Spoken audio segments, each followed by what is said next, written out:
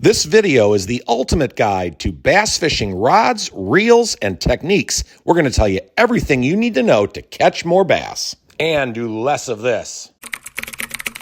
The fear of a reel backlash, like you're seeing here, should not deter you from fishing a bait casting reel. We're going to show you how to master the basics of this reel so that you can take your bass fishing skills to the next level. The bait caster allows you to use heavier braided line, fish a more wider variety of heavier baits, and cast farther. One of our favorite bait casting rods is the Duckett Jacob Wheeler series. It's made of a proprietary high-quality rod blank that is extremely strong, yet very lightweight and very, very sensitive. It's made of a premium carbon fiber design for weight reduction and has a cut-resistant Comfort EVA grip handle for about $150. One of our favorite bait casting reels is the Daiwa Tatula. It is featherweight and very comfortable, only weighs 6.9 ounces, and it's one of the lightest reels out there, and it really helps prevent arm fatigue if you're making hundreds of casts every day. This reel will allow you to make longer, more accurate casts too every time, and it has a silky smooth operation and an aluminum frame with an air rotation spool. It has an 8-bearing instant anti-reverse feature and tournament quality drag. And you can get this beauty for about $125.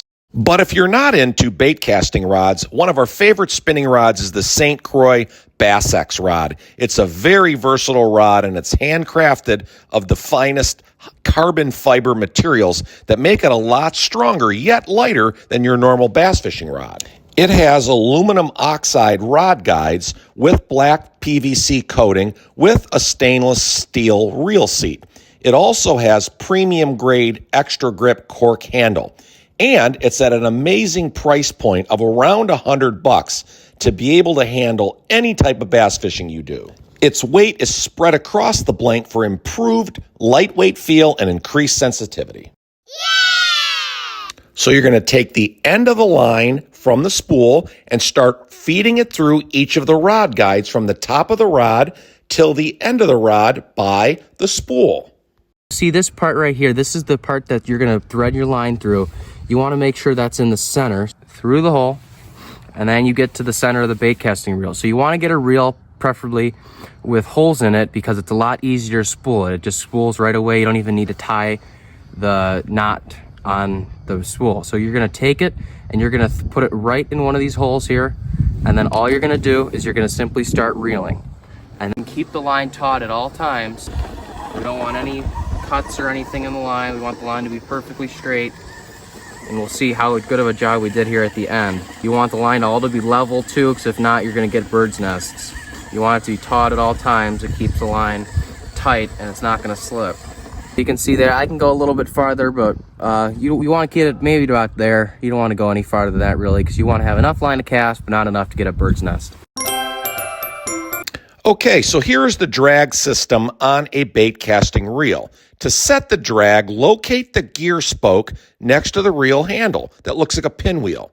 The drag on a bait casting reel is very important because it gives or prevents line tensity during fish fights. To tighten the drag, push the drag wheel forward, and tightening the drag will prevent the line from going out too fast while reeling in a fish. To loosen the drag, push the drag wheel backwards, and this will disperse line to the fish, thus letting a bigger fish run with your bait. Just remember to keep the drag on the looser end when reeling in smaller fish and tighten it when catching bigger ones. The reel tension is crucial to avoid tangles and backlashes in your line, which can be very frustrating and counterproductive to actually fishing. So first, locate the tension knob, which controls the spool tension. It is used to control the shaft of the spool at the time that the lure hits the water, which is when a reel backlash can occur. Gradually loosen the spool tension knob so that your lure or bait takes around 3 seconds to fall to the ground like we're going to show here. Let go. 1001, 1002, 1003. If the lure falls too fast, you'll get a backlash in your spool, so just tighten the tension up and that'll fix it. The brakes on a bait casting reel control how far you can cast out your lure. There's a numbering system that ranges from min to max, usually starts around 1 or 2, i.e. the min, and the number you can go all the way up to 10 or 20, i.e. the max. When set to the minimum, you can cast much farther, but for beginners, you typically don't want to do that because you're going to get more frequent backlashes. If set to the max, your casting distance will be much shorter. Ideally, you want to set the brakes around the middle for a beginner, with your numbers leaning to the max to minimize backlashes. As you get more experienced, you can begin experimenting by lowering the brakes closer to the minimum to help increase your casting distance and bring home more bass every time. Joe's going to show you how to get out this bird's nest mess. This is how you get out of bird's nest. So you're going to keep pulling and pulling until you find, well, you're going to keep pulling until there's going to be a break right here. So you see this little section here, you're going to want to take this and you're going to pull this out until you can't pull it any farther. Once you do that, you're going to again keep pulling until this happens again, and repeat these steps. I might get another one here. Let's see. And okay, I only had to do it one time, but there's the bird's nest. But if there's multiple things like that, you're just going to keep pulling and doing the same steps over again until you get the bird's nest out. Okay, folks, thanks for watching. Please like this video, hit the subscribe button before you leave, and don't forget to enable your bell notifications so you never miss another great video coming your way.